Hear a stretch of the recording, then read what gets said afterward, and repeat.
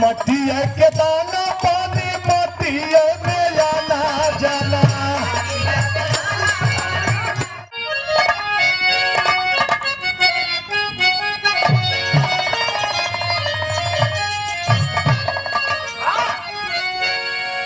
अरे काहे कैला माटी पे गुमान मोरे सुगाना। अरे काहे कैला माटी पे गुमान मोरे सुगाना। ये कदी न आई है तूफान मोरे सुगाना।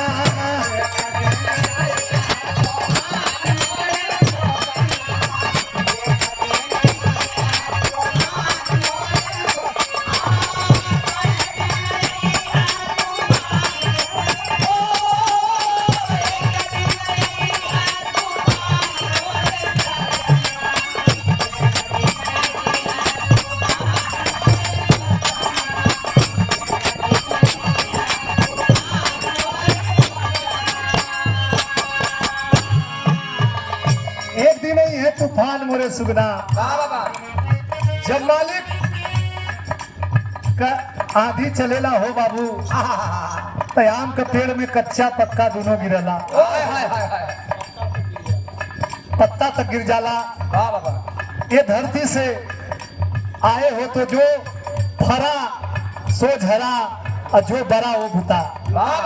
यहाँ हर चीज ना सो रहो लेकिन माटी के का चीज बा कभी जी बतौलन। का बतौलन?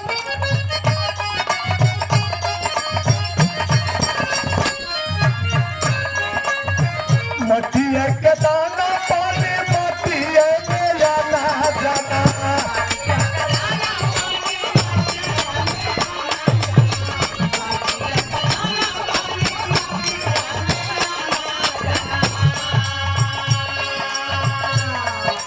मटिया का दाना मटिया का पानी मटिया में आना जाना। और माटी का का पंचो मटिया के दाना पानी मटिया में आना जाना।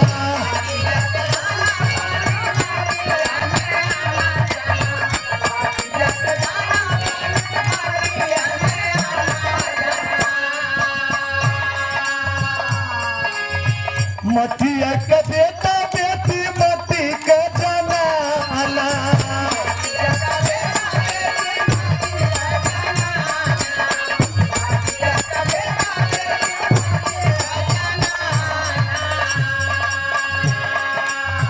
ये देखिए आप हमारे धर्म के मित्र आप मजीद जोगियापुर के धरती से 101 रुपए का पुरस्कार सलाम रही। बैठल भैया बाबू लोगन से कलगी प्रणाम आशीर्वाद के कामना रही। के बातें होला परेशान मोरे सुगाना। के बातें होला परेशान मोरे सुगाना। ये कदी न आई है तूफान मोरे सुगाना।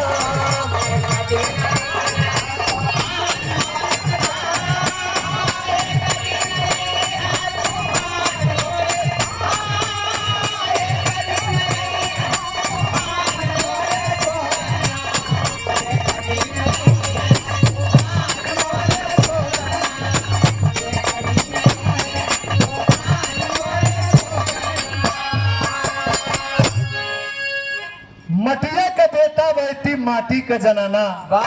के बदे होला परेशान मोरे सुगना। एक दिन ही है तूफान मोरे सुगना।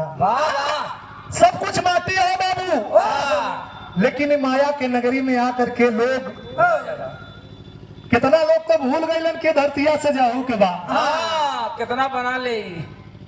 ए भैया कहल गल हो कमाया है तू खाएगा कोई दूसरा। वाह वाह। बाप जौन होलन बेटवा के खातिर कितना बना दे। कितना सोचलन कि अपने बेटा को हम बना दें। वाह वाह वाह। माई जौन होलिन बेटवा एक दिन पंचो ना खाई तो माई रोए लगे कि आज बचवा हमार ना खैला से एक दिना। लेकिन बाप उस बच्चे के लिए सोचता है कि सब दिना हमार बेटवा कैसे खाई। बाप का दिखावटी थोड़ा सा ऊपर से सख्त रहल बाबू नारियल जैसन लेकिन अंदर से बड़ा मासूम भी होलन। वाह बाबा। आज लेकिन ऐसा गलत से गलत काम मत करा कि मालिक के घरे जाए कि वहाँ का सवाल जवाब करवा हो। वाह वाह यही से कवि जी भाव लिखलन, का लिखलन? वाह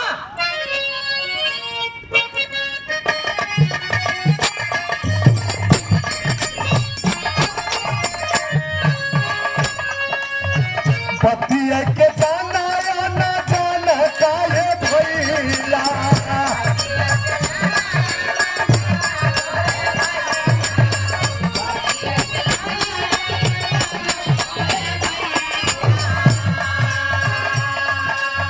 ये भवा में फांसी काहे पपावा कमैला।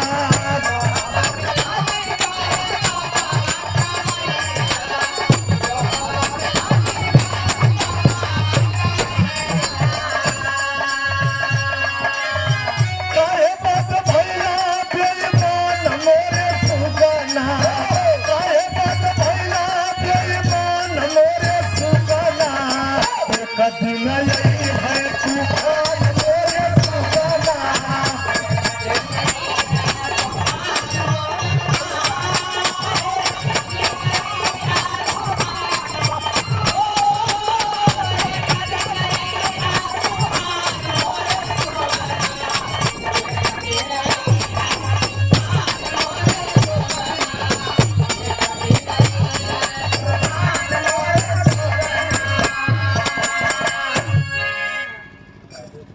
बेईमानी मत करा हो बाबू, वाह वाह वाह क्योंकि यही स्वर्ग है यही नर्क है। लोग बड़ा बुरा से बुरा काम करलन, वाह सोचलन कि कोई देखत ना हो, वाह लेकिन हम पंचो बता दे जो मालिक ऊपर बैठा है वो सब चीज देखता है। आप क्या कर रहे हैं? क्या कर रहे हो कौने समय, क्योंकि आप सिटी में गए होंगे, मॉल होता है, मॉल में आप हिल जाएंगे, वाह चाहे कितनो सामान किनला कोई तो के बोले वाला नहीं खेबा, वाह लेकिन जब समनिया लेके गेटिया पे आइबा बाबू हाँ तब से तोरे एक एक सामान का हिसाब हुई। वाह वैसा मालिक ये मालिक जो ऊपर बैठा है उनके लिए हम एक दुल्हन है, इस धरती से जाना ही जाना है। वाह वाह दूध का दूध पानी का पानी वो सब देखलन, वाह सोचता हुआ कि बहुत बुरा करके हमके कोई देखत ना हो। वाह यही से कवि जी भाव लिखलन, का लिखलन भैया? वाह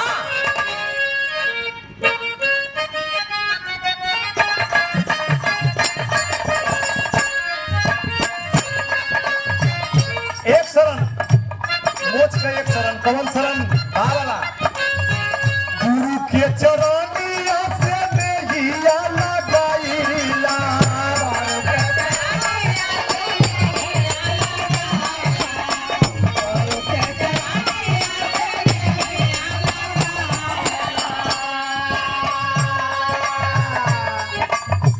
उनके सबुलिया से नदिया खोराईला।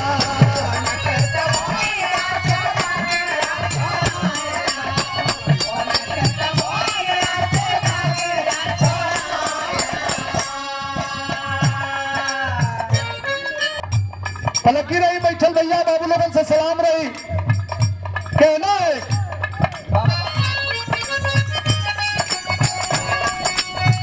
मट्टी आके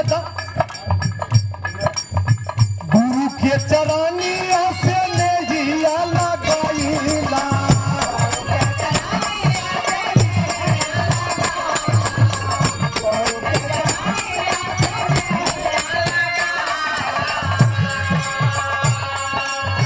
उनके सबुलिया से नदिया खोराईला।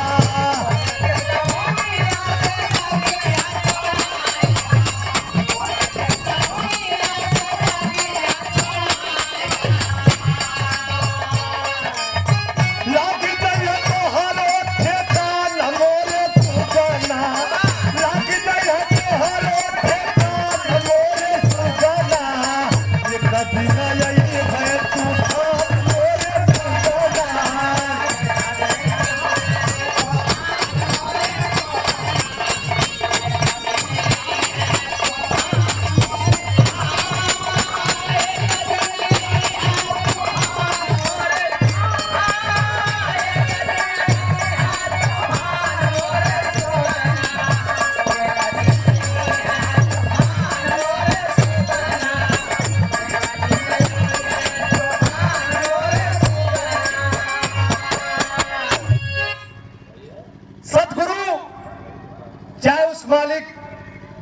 अल्लाह ताला परवरदिगार भैया हम बताई ले हो।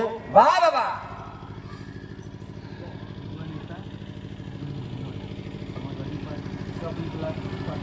युवा नेता दिल मोहम्मद, समाजवादी पार्टी सेवापुरी के आप उपाध्यक्ष, आपकी ओर से 101 रुपए का पुरस्कार जय भारत जय समाजवाद। वाह बाबा। बतावल गए ईश्वर रूपी वो परमात्मा, हम बताइला बाबू साधु संत बन के जाके फकीर जोगी मत बन जा। हाँ। क्योंकि सदगुरु महाराज भी बतावलन, जो माया में रहते हुए अपने परिवार को देखते हुए, वाह बाबा, चाहे परवरदिगार समझ ला, हाँ, चाहे भगवान समझ ला, वाह, क्योंकि भैया बतावल गई हर आदमी का जाए का रास्ता अलग हो सकला, लेकिन मंजिल सबके एक के बा। वाह बाबा, क्योंकि वही बनारस की धरती है, कितना रोड फूटल हो, वाह वाह, लेकिन कौनो कोने से चलबा तो ही बनारस से आवे हो। वाह वाह। तो मालिक कैसे है, धरती से गिना गिना जाना बा। अंत में मेरे गुरु घाने के परिचय बा। बाबा।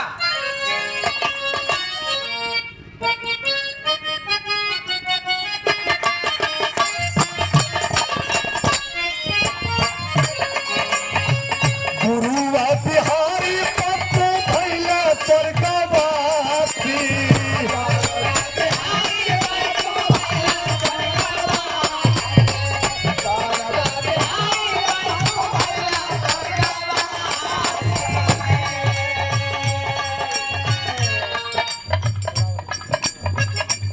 ₹51 का पुरस्कार है। आप नखड़ू चाचा जी, आप जोगियापुर के धरती से सलाम रही भैया, बाबू लोगन से पलकी रहे। गुरुआ बिहारी पप्पू भैया स्वर्गवासी,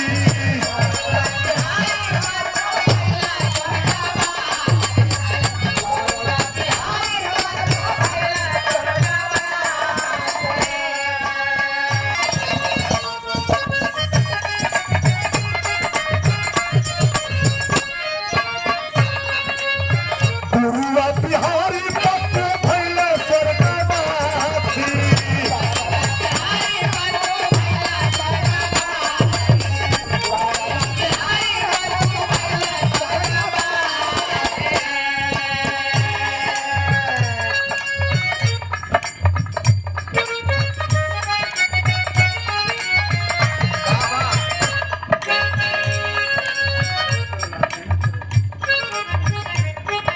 ये देखिए हमारे लिए ये पुरस्कार नहीं, आपका आशीर्वाद है। वाह बाबा।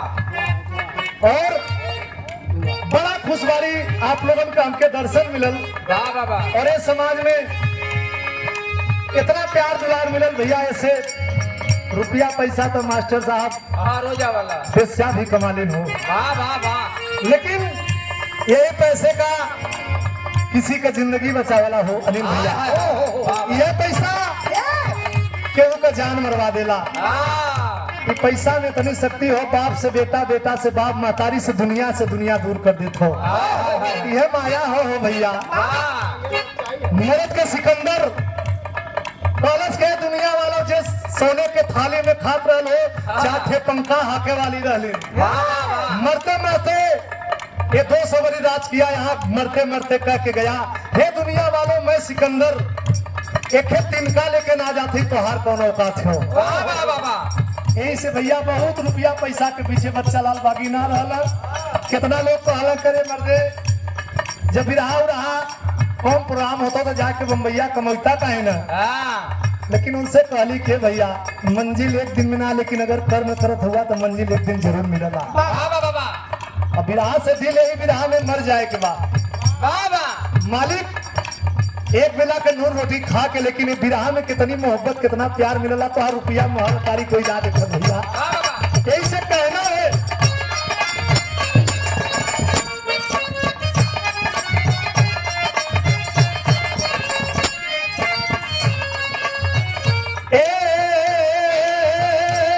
पंचो हो गुरुआ बिहारी पप्पू भैया स्वर्गवासी,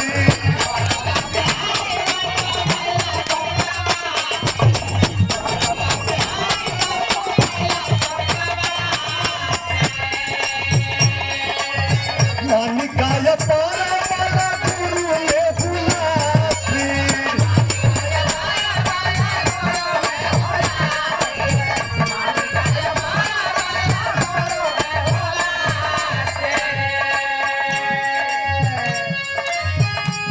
भाई बच्चा के लग जाए है वाह वाह वाह ठेकान मोरे सुगाना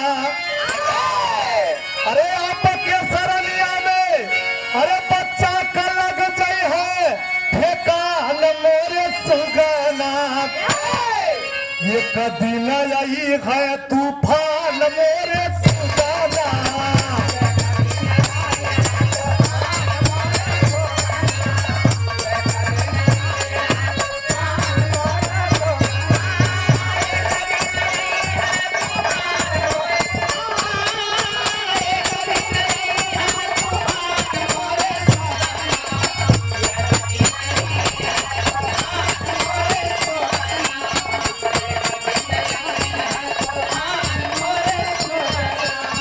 कभी नहीं है तूफान मोरे सुगाना